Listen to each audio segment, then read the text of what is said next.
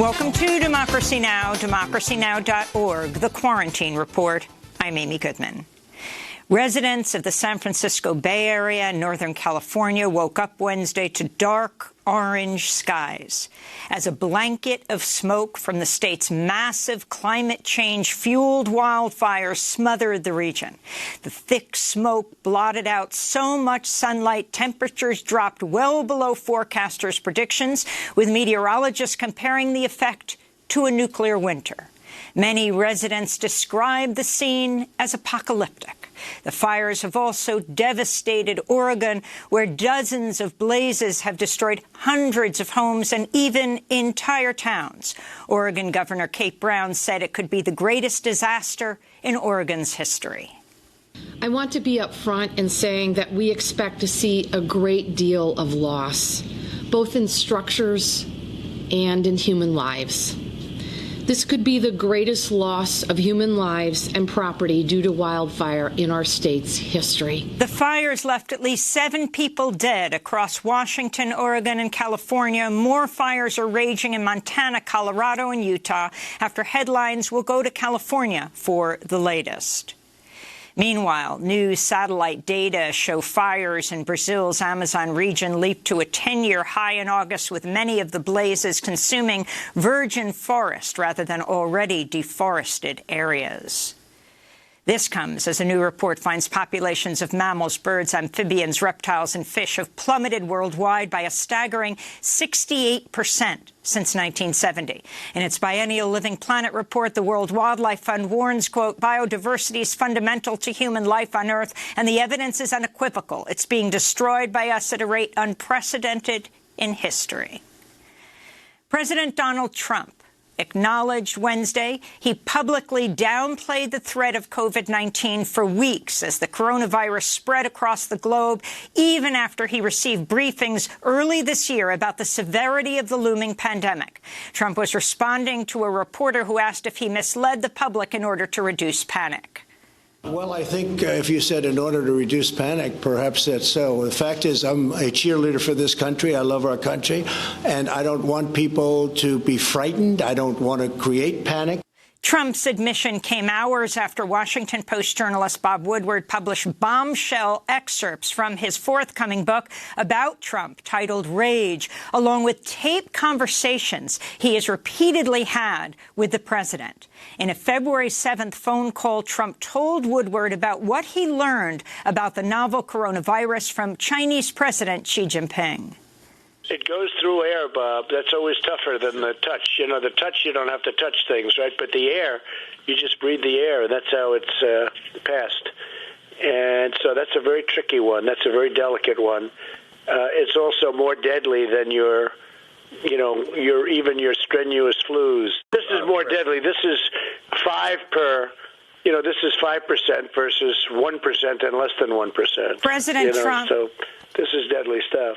President Trump made those comments on February 7th. The White House would not declare a national emergency until March 13th. During the intervening weeks, Trump repeatedly and forcefully denied that coronavirus posed a significant threat to the American people.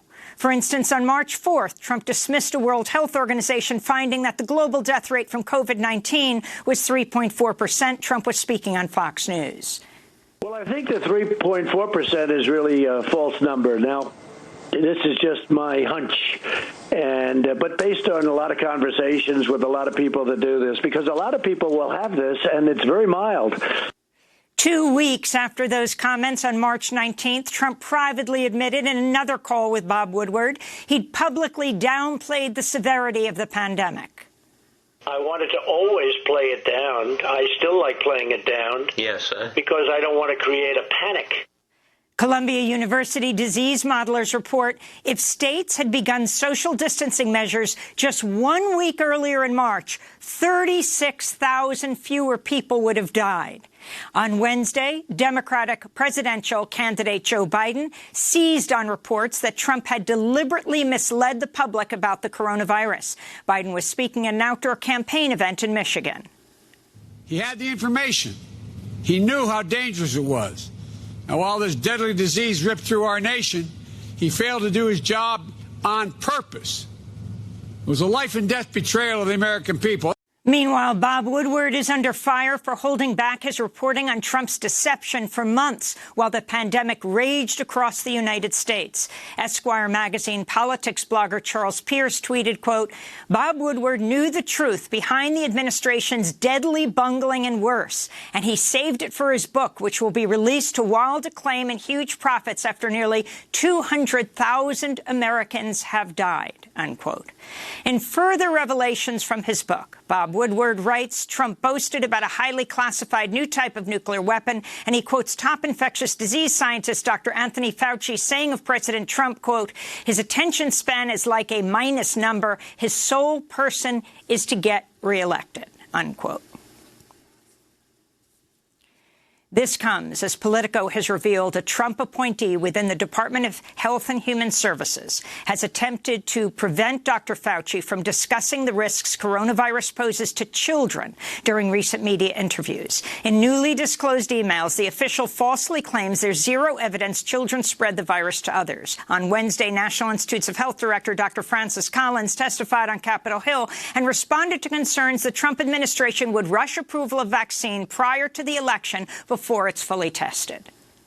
And certainly to try to predict whether it happens on a particular week before or after a particular date in early November is well beyond anything that any scientist right now could tell you and be confident that they know what they're saying. So, yes, science and science alone will be the way in which this decision is made. Otherwise, I'll have no part of it.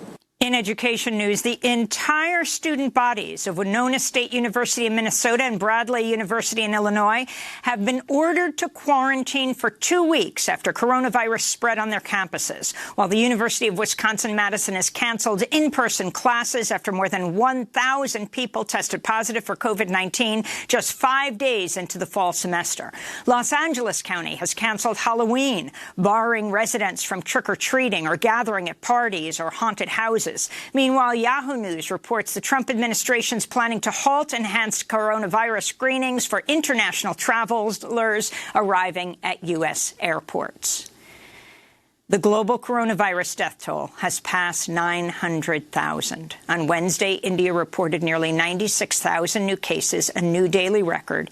Meanwhile, in Indonesia, Jakarta has reinstated a partial lockdown as a new surge in cases is threatening to overwhelm Jakarta's hospitals. A Department of Homeland Security whistleblower has accused the agency's leadership of instructing analysts to downplay the violent threat posed by white supremacists and of Russia's efforts to interfere in the 2020 election. The explosive allegation comes in a whistleblower complaint filed by Brian Murphy, the former head of the Homeland Security Department's intelligence branch. Murphy says acting DHS Secretary Chad Wolf personally instructed him to stop providing intelligence assessments on the threat of Russian interference and instead to focus on actions by China and Iran. Murphy claims the request originated from Trump's national security advisor, Robert O'Brien. In July, Murphy said one of his intelligence reports on Russia was held because it, quote, made the president look bad. Murphy also said he'd been ordered to alter the text of assessments to make the threat of white supremacy, quote, appear less severe. Earlier this year, DHS drafted a document stating, quote, white supremacist extremists will remain the most persistent and lethal threat in the homeland through 2021. But in newer versions of the document, the reference to white supremacists was removed. Murphy also claims leaders at DHS pressured analysts to change assessments to match up to comments made by President Trump attacking anti-fascist groups. A software engineer at Facebook has resigned to protest the company's activities, saying Facebook is, quote, on the wrong side of history. In an open letter to coworkers, Ashok Chaudhwani wrote, quote, I'm quitting because I can no longer stomach contributing to an organization that's profiting off hate in the U.S. and globally. Chaudhwani cited Facebook's role in fueling genocide in Burma and for allowing a far-right militia to use the platform to recruit armed vigilantes recently to come to Kenosha, Wisconsin to confront Black Lives Matter protesters. One of the militia's supporters then shot dead 2 anti-racist protesters. Meanwhile, Facebook CEO Mark Zuckerberg has rejected claims the platform has become a platform for the far right. He appeared on Axios on HBO. I don't think that the service is a right-wing echo chamber, to use your words. I think that everyone can use their voice and can find media that they trust, that reflects the opinions and the life experiences that they're having. Vice President Mike Pence is scheduled to head to Montana next week for a fundraiser hosted by two supporters of the far-right QAnon conspiracy theory.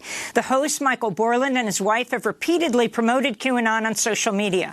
Borland has also described Black Lives Matter protesters as terrorists and once threatened to shoot protesters.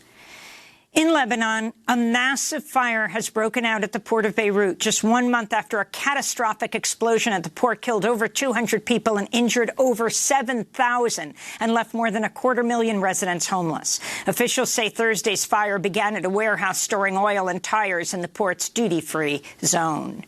In Mexico, journalist Julio Valdivia was found murdered and beheaded Wednesday in a remote part of the Gulf Coast state of Veracruz. The 44-year-old specialized in covering Mexico's notorious criminal gangs and narco-traffickers, the fifth journalist, at least, assassinated in Mexico this year, according to Reporters Without Borders. Meanwhile, thousands of farmers stormed a dam in Mexico's northern border state of Chihuahua Tuesday, using firebombs, sticks and rocks to drive back National Guard soldiers who opened fire with tear gas and live ammunition, killing two protesters. The farmers are demanding Mexico stop diverting water to the United States from La Boquilla Dam, which they say has left them unable to irrigate their crops amidst a searing drought. This is Abel Alvarado, one of the protesters. It is a reaction from citizens who are defending their homeland. Water is everyone's heritage. Water doesn't belong to anyone. Water is for everyone in Chihuahua, for all Mexicans. Under terms of a 1944 treaty, Mexico owes the United States nearly 500 million cubic meters of water to be paid by October 24th. And those are some of the headlines. This is Democracy Now!, democracynow.org, The Quarantine Report. I'm Amy Goodman with my co-host, Nermeen Sheikh. Hi, Nermeen. Good morning, Amy, and welcome to our listeners and viewers around the country and around the world.